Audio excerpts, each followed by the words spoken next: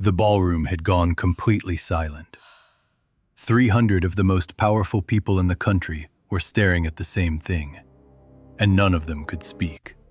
Take your coffee, At the you front of the arrogant room, fraud! the most respected man in the country was standing with hot Get your coffee hands dripping off from his me! face, his eyes burning, his jaw clenched, You his had this tuxedo coming. ruined. Ma'am, stop resisting. A few feet away, two security guards had a woman pinned against the wall. She wasn't fighting. She wasn't crying. She wasn't even trying to explain herself. She was just standing there, her hand still raised, her chest rising and falling, looking at the man she had just destroyed in front of the entire world, like she was the only person in the room who understood what had just happened. "She attacked him," someone whispered. "Somebody call the police. She is insane. Get her out of here. She just ruined the most important night of his life. Who even is she?" The cameras were already rolling. The guests were already recording. The story was already being told, in 100 different rooms, in 100 different ways, before anyone in that ballroom had stopped to ask a single question. They had decided what had happened in less than 3 seconds.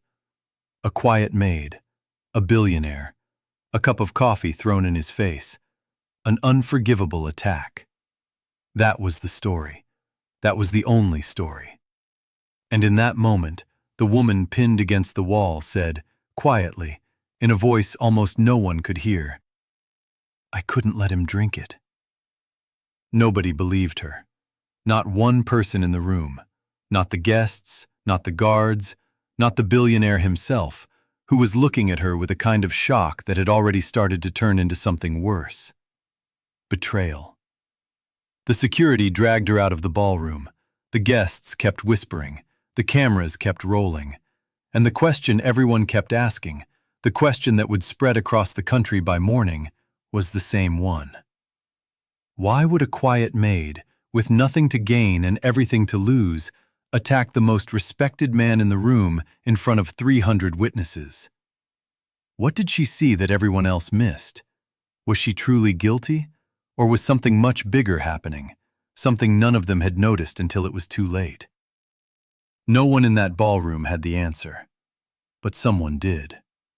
2 hours earlier, the night had looked nothing like this. 2 hours earlier, the ballroom had been full of light, full of music, full of the kind of beauty that makes people forget the world outside the doors. 2 hours earlier, the maid had been invisible, and the billionaire had been loved. 2 hours earlier, the ballroom had been preparing for the last time before the doors opened, and you could tell. Not just because of the chandeliers, though the chandeliers alone were the kind of thing that made people stop walking just to look up. 12 of them hung from a ceiling that had been hand-painted by an artist who, according to the host, had taken 4 months to finish and had been paid more than most people would earn in a decade. Each chandelier was made of 40,000 pieces of hand-cut crystal, and every piece caught the light in a way that made the room feel like it was breathing, like the building itself was alive and proud of what it had been turned into. But it wasn't just the chandeliers. It was the marble floor, polished until it reflected the room like a lake made of stone. It was the orchestra, 32 musicians in matching black, playing something slow and old that rich people like to pretend was just music, and not a way of reminding everyone else that they had been born into the wrong family.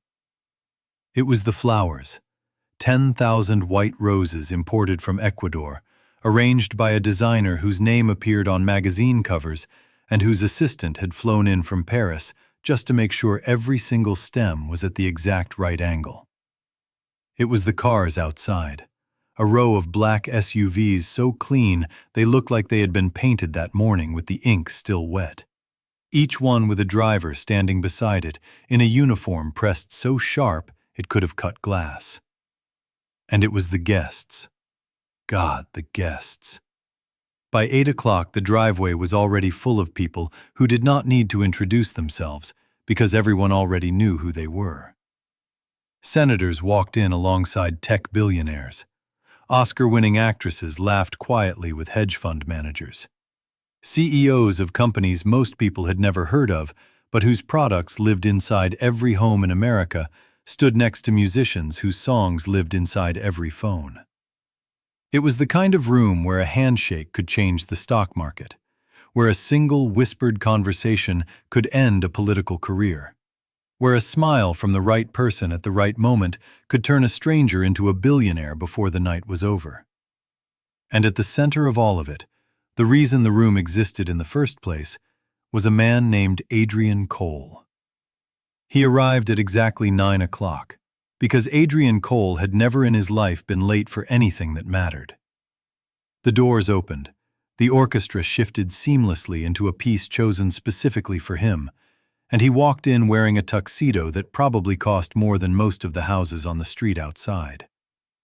He was not the tallest man in the room. He was not the loudest. He was not the youngest or the flashiest, or the one who drew attention by trying to draw attention.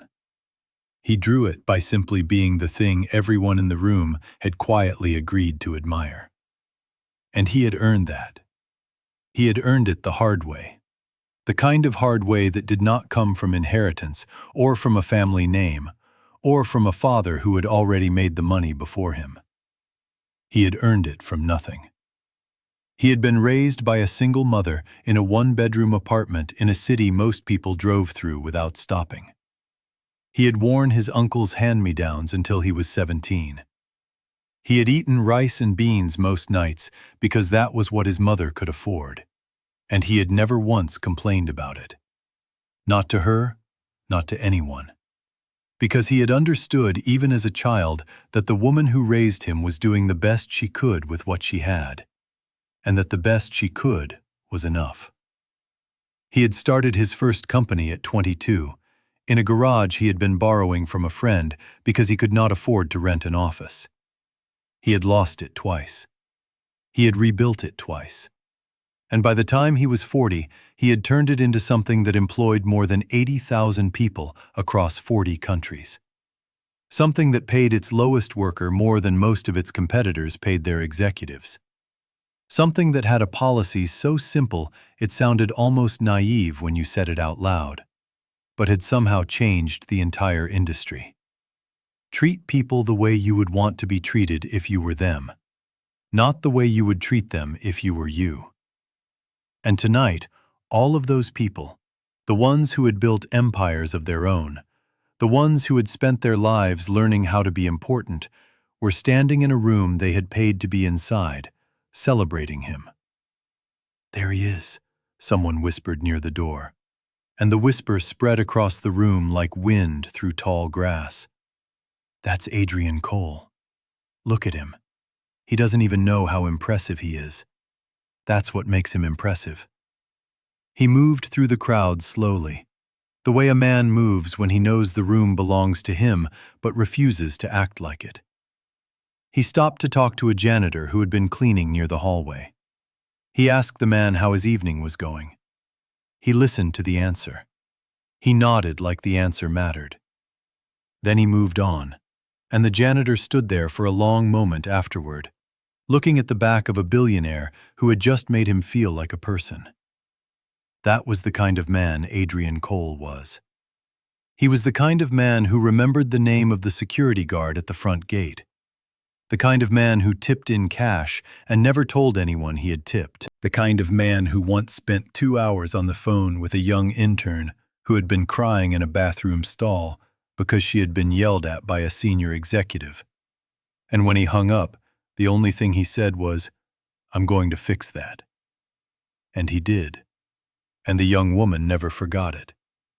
The young woman, in fact, was now a senior vice president at one of his companies, and she credited everything she had to a single phone call from a man she had been too afraid to call herself. That was the room. That was the man. And somewhere in the back of that room, in a hallway most guests would never notice, carrying a tray of empty glasses and quietly clearing tables no one else wanted to clear, was a woman who had seen all of it. Her name was Elena Reyes. She had worked for the host's organization for 11 years. She had started as a dishwasher at 23, the year after her mother died of a heart attack that should never have happened because the hospital 2 blocks from their apartment had refused to treat her because she could not pay the deposit. Elena had been holding her mother's hand when she died. She had been 22 years old, and in the year that followed, she had learned 3 things.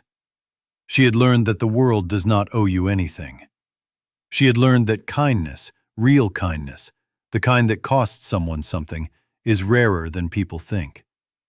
And she had learned how to notice things, how to read a room, how to see the small things, the almost invisible things, the things that most people walked past because they were too busy looking at the things they had been told to look at.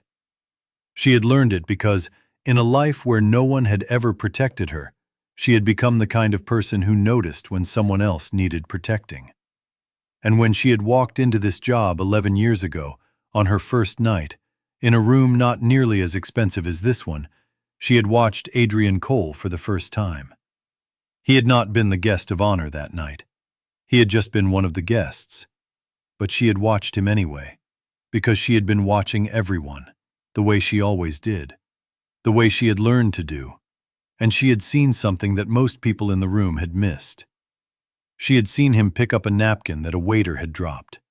She had seen him smile at a busboy who had spilled a tray of drinks. She had seen him thank the chef personally before he left. And she had decided, without realizing she was deciding, that this was the kind of man worth noticing. Not because of what he had, not because of what he could give her, but because of what he was. And over the next 11 years, she had watched him at every event she had worked. She had watched him become more powerful, more famous, more talked about. She had watched the world fall in love with him, one interview at a time. And she had watched him stay the same. That was why, tonight, when something inside the room had started to feel wrong, she was the only one who noticed. The night moved forward the way nights like this always do, with a kind of rhythm that makes time feel rehearsed. The orchestra played. The guests drank. The host, a man named Victor Lang, moved through the room with the energy of a man who had spent a small fortune to make sure no one noticed that he was not the most important person in the room, but desperately wished he were. Victor had built his own empire, but it was smaller than Adrian's, and everyone knew it.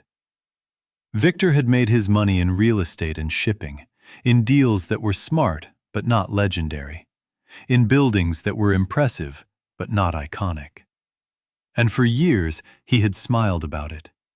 He had smiled whenever Adrian's name came up. He had smiled whenever someone compared the two of them, which happened more often than he liked. He had smiled, and the smile had been the kind of smile that looks like acceptance, but feels like something slowly being swallowed. But tonight, the smile was wider than usual. Tonight, Victor was the host. Tonight, the room existed because of him. Tonight, for the first time in a long time, he was the one giving the speech.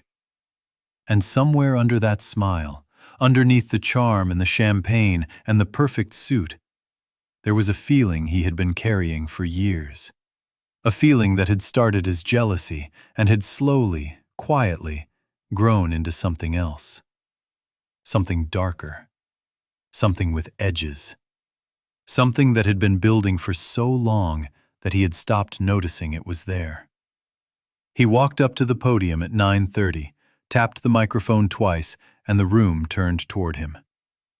"Ladies and gentlemen," he began, his voice warm, practiced, just a little too perfect. "Thank you for being here tonight. Tonight is not about me. Tonight is about a man I have had the privilege of calling a friend for 20 years. A man who has changed the world in ways most of you already know, and in ways most of you never will. Tonight is about Adrian Cole." The room clapped. Adrian smiled. Victor smiled. And Elena, standing near the kitchen door, watched them both. Something about Victor's smile didn't match his eyes. She couldn't explain it. Not yet. She just noticed. The night moved on. Courses came. Speeches came. A senator told a story about Adrian that made half the room laugh and the other half tear up. A young employee stood up and thanked Adrian for something he had done for her family, something small that no one else in the room had ever heard about, and by the time she finished, even the orchestra had stopped playing. Adrian walked up to her after her speech and hugged her, and the room watched. And for a moment, everyone in it felt like they had been reminded of something they had forgotten. That was the power of Adrian Cole. He could make a room full of powerful people feel like they were all just people again. At 10:15, Victor disappeared for 12 minutes. Elena noticed. Victor never disappeared. Victor was always in the room, always circulating, always making sure he was the one people talked to. But for 12 minutes, between 10:15 and 10:27, he was gone. Elena didn't know where he went. She didn't know what he did. But she noticed. At 10:20, a waiter she didn't recognize was seen entering the kitchen. He was carrying something small in his coat pocket. Elena saw it. She saw the way his hand kept moving toward the pocket, like he was making sure it was still there. She saw the way he walked past the other kitchen staff without speaking to any of them. She saw the way the host, who had just returned from wherever he had been, walked into the kitchen a minute later, spoke to the waiter in a voice too low to hear, and then left. The waiter stayed in the kitchen for 4 minutes.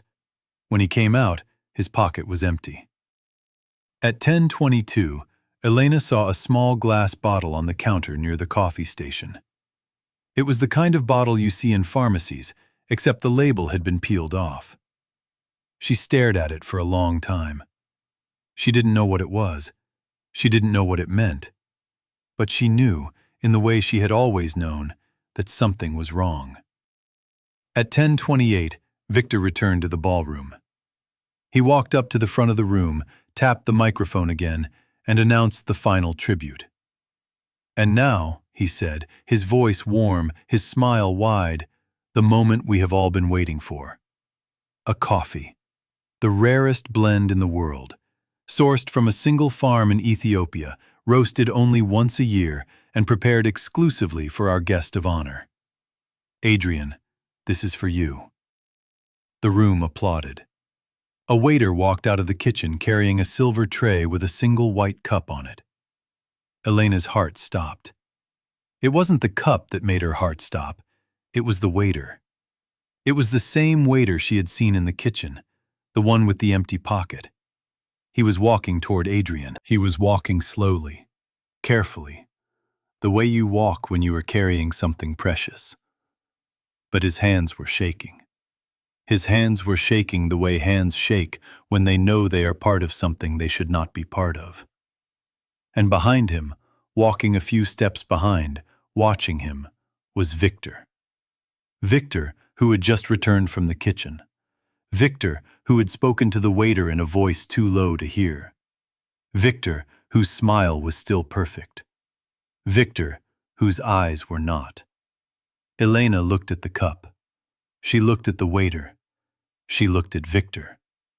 She looked at Adrian, who was standing at the front of the room, smiling, unaware, raising his hand to accept the cup that was being placed in front of him.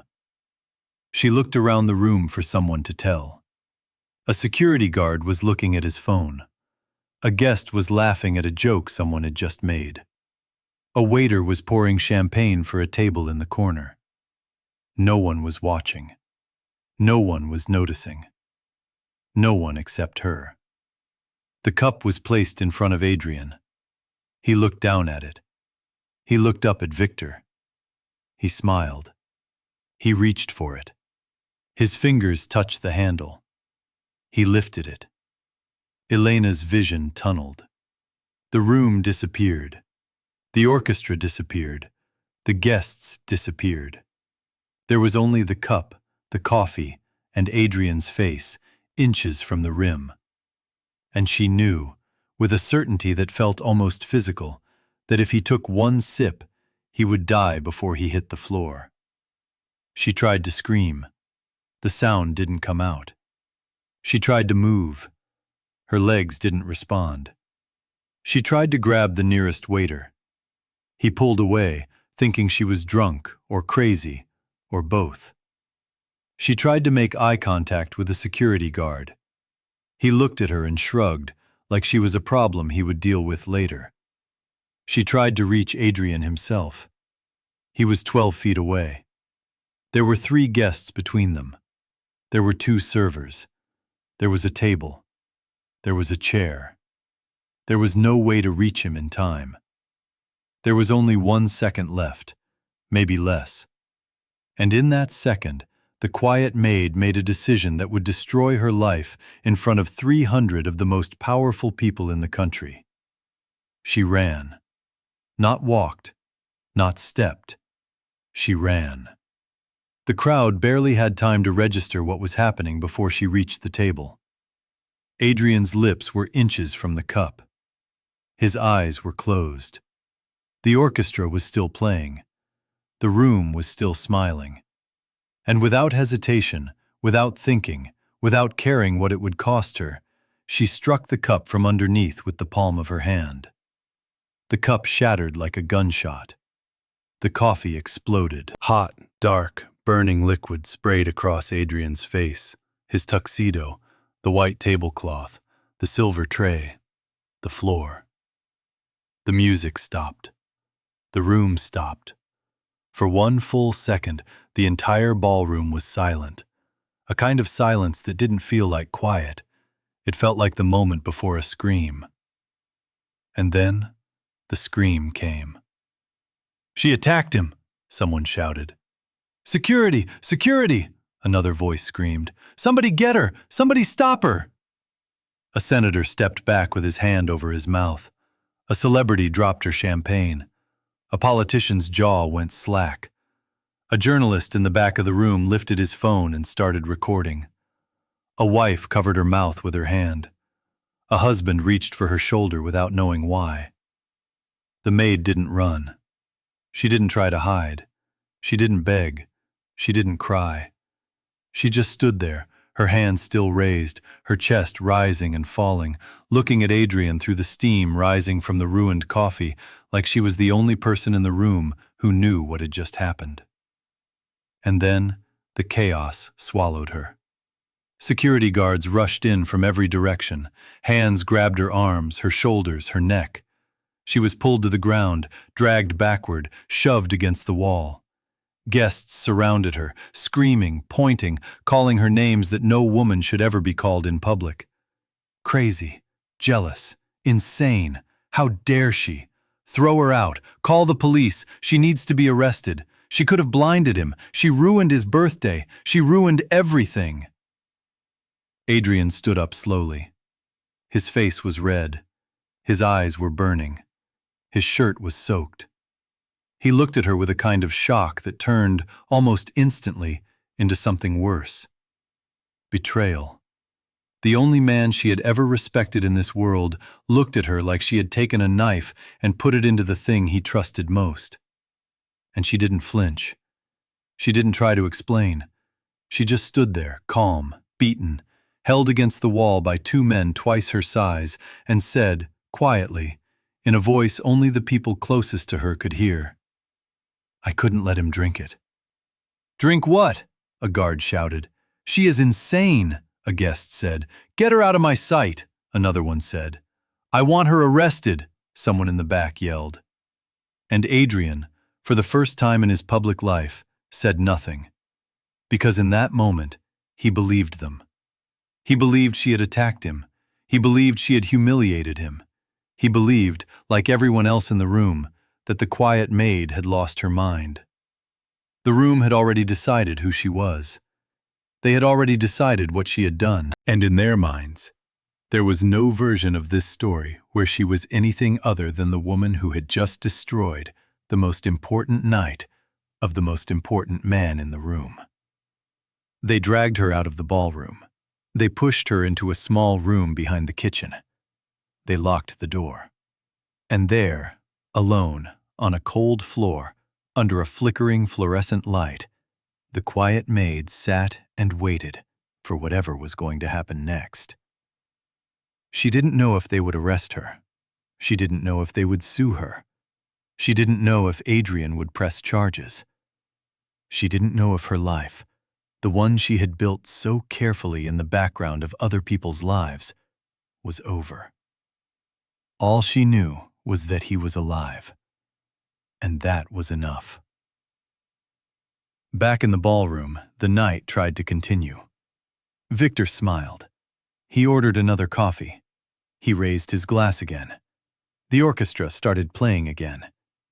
The guests whispered, but they whispered the way people whisper at funerals, not because they were sad, but because they didn't know what else to do. Adrian, though, couldn't continue. He stood at the edge of the room, his shirt still stained, his face still red, looking at the door they had taken her through like he was trying to understand something his mind refused to accept. Something about the way she had looked at him. Something about the way she hadn't begged.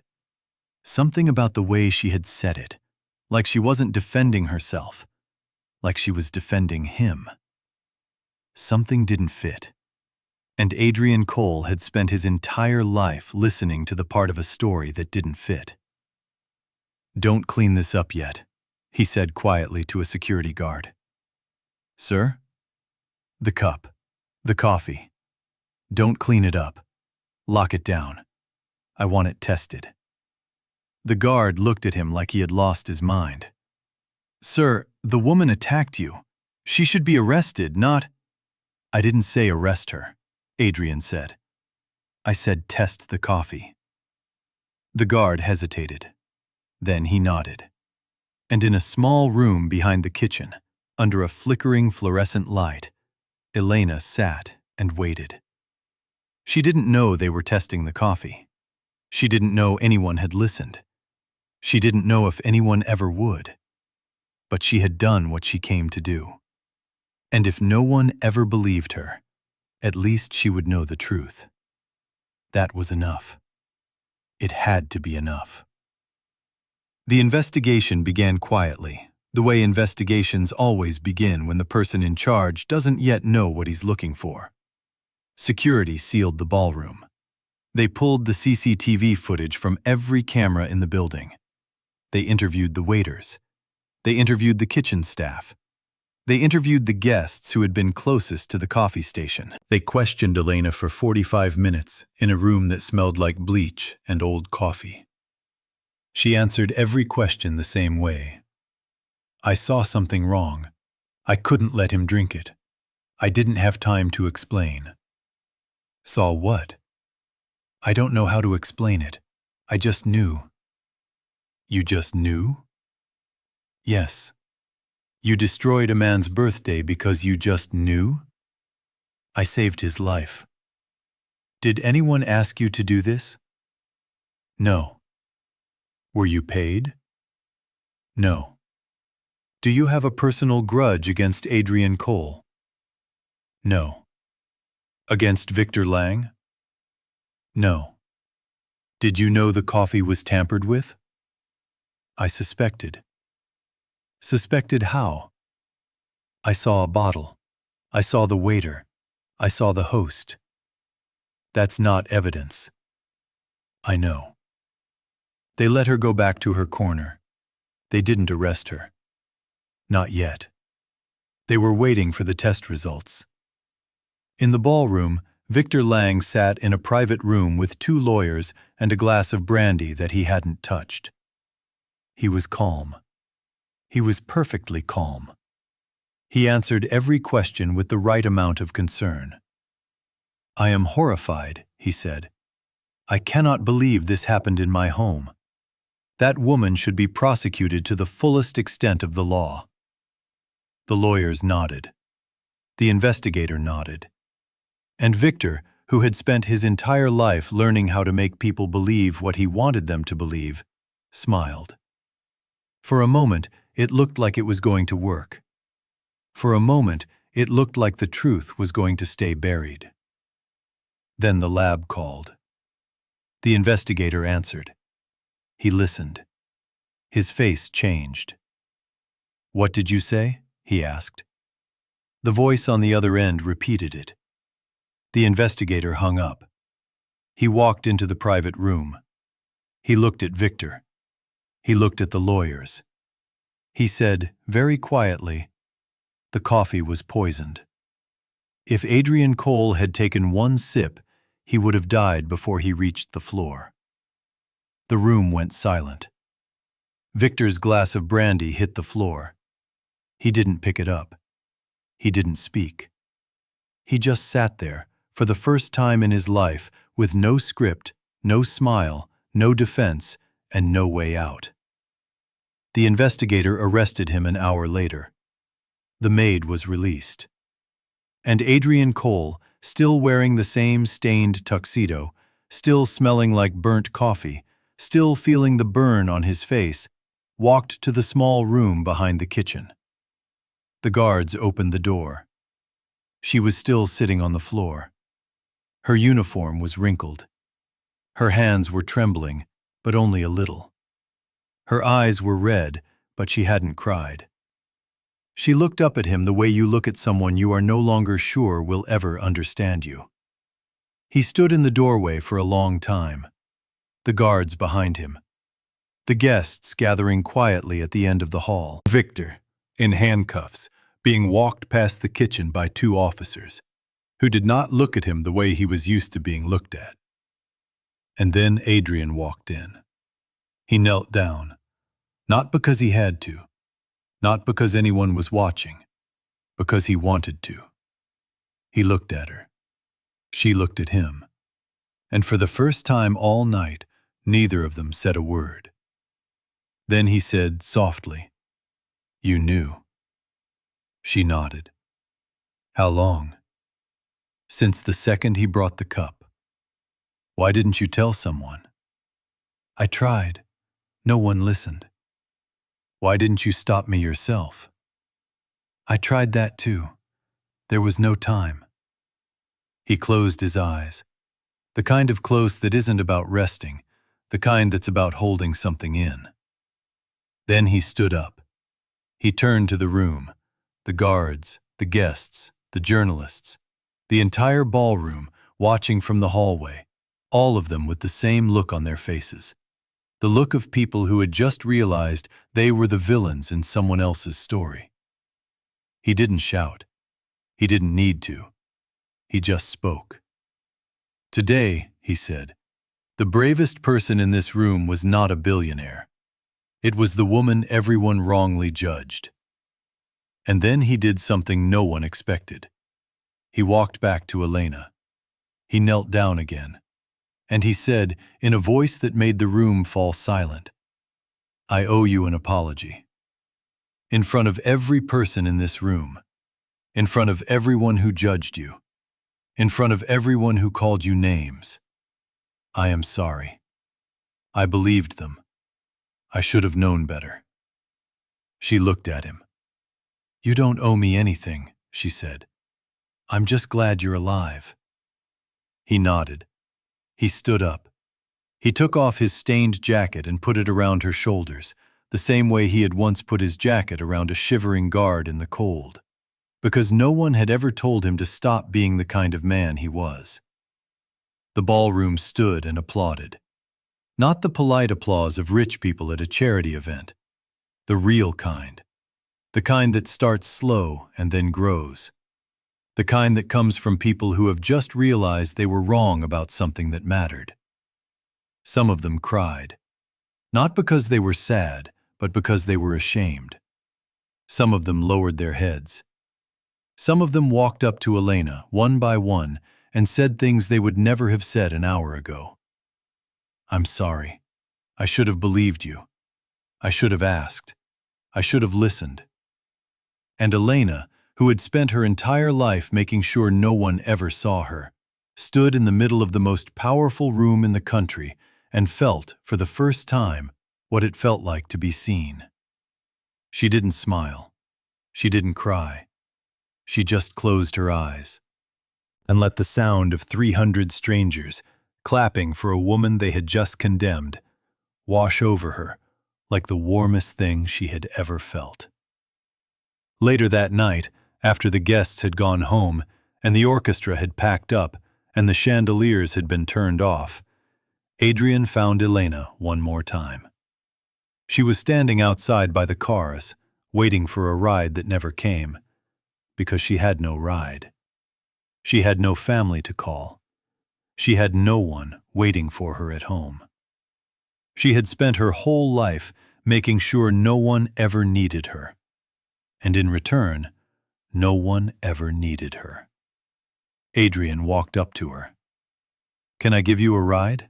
he asked. She looked at him. "I don't have anywhere to go." "Then let me take you somewhere." She didn't say anything for a long time. Then she said, quietly, "Why are you doing this?" "Because tonight you saved my life. And because no one in that room stopped to ask who you were. And because tomorrow, when the cameras are still rolling and the world is still watching, I want them to know who Elena Reyes is." She looked at him. He opened the car door. She got in. And as the car pulled away from the building where, hours earlier, she had been dragged out like a criminal, she looked back at it one last time. The chandeliers were dark. The orchestra was gone. The guests were gone. The coffee was gone. But the night, and everything she had done, and everything it had cost her, would never be gone.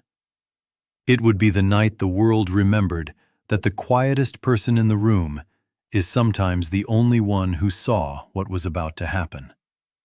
It would be the night the world remembered that courage doesn't always look like courage. Sometimes it looks like a woman no one notices, running toward a man everyone loves, willing to lose everything she has so that he can keep everything he is. It would be the night the world remembered that judgment is easy and understanding is hard, and that the person everyone condemns is sometimes the very one who is risking everything to save another life. And years later, when people told the story of the night a maid threw coffee on the face of a billionaire, they wouldn't tell it the way they had lived it. They wouldn't tell it with the shock, or the anger, or the judgment, or the shame. They would tell it the way it really happened. They would tell it the way she had lived it. Quietly, completely, and with a kind of courage that most people only ever talk about, but almost never actually show.